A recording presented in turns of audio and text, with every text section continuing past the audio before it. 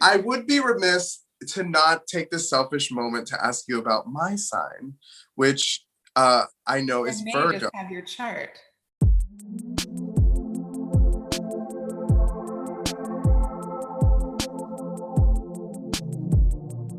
Virgo will study, organize itself, wants all the details, wants all the data. There's never enough. It could never study enough or know enough or work hard enough. There's always more to do. And then Aquarius is just like the conceptual, give me the whole system. I want to know the whole lay of the land. Both of them are, both of them are known for the kind of quality of content they would put out. So there's that piece of it.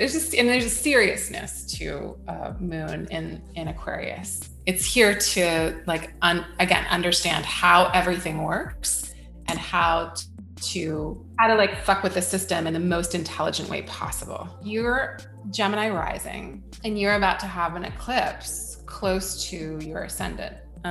Not like on the exact degree, but it does feel like it's a very important eclipse for you.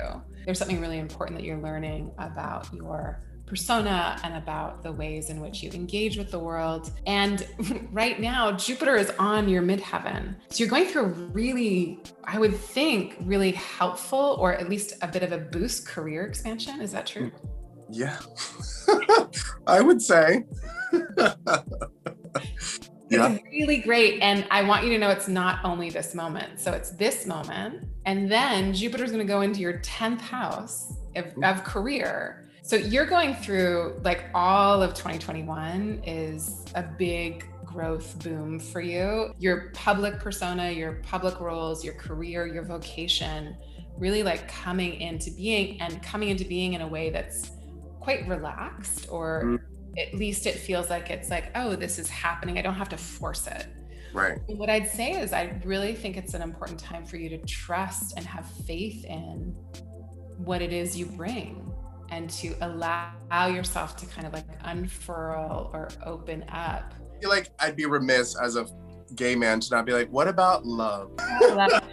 Are we talking about committed partnership love or just fun times love? I'm open to both, which I would say is the first time in my life that I am. So the planet that rules your house of committed partnerships is Jupiter. And Jupiter is in your 11th house of parties and friends and networks and social life.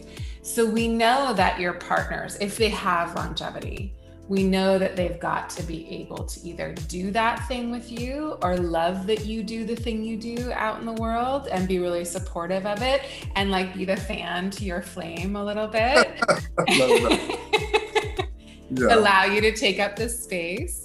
And actually, Jupiter, your Jupiter is also getting a really nice boost from the Jupiter in the sky right now. So I like that you're feeling expansive, because it feels oh, cute.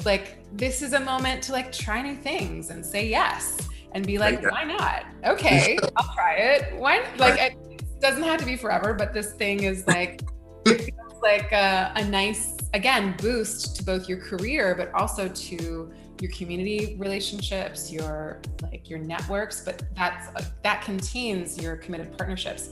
And so there's this thing where in business, you could have a lot of committed partnerships that come through community, but also in love, you could have a lot of partnerships that come through friends or being introduced to someone through your networks. That's really one of the kind of gold, pockets of gold in your chart is community groups, networks, friends, associations, all of that. I will say in your committed partnership house, you have Saturn and the planet Uranus.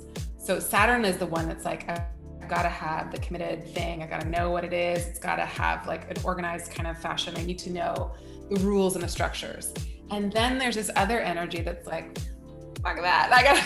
I need it to be really experimental and to break the mold and be really different. And yes, we could say, well, that's definitely being queer in a lot of senses, but also in your relationships, there's you want to do it differently. So we need someone for you that has both of those, that is grounded enough to give you that containment that you crave, and also experimental enough to be able to feel like confident enough, because you need like different exciting energy. That's so funny you say that, because that sounds exactly like my last relationship. Really? Like, it was very much like that. So I'm like, maybe we're getting back together.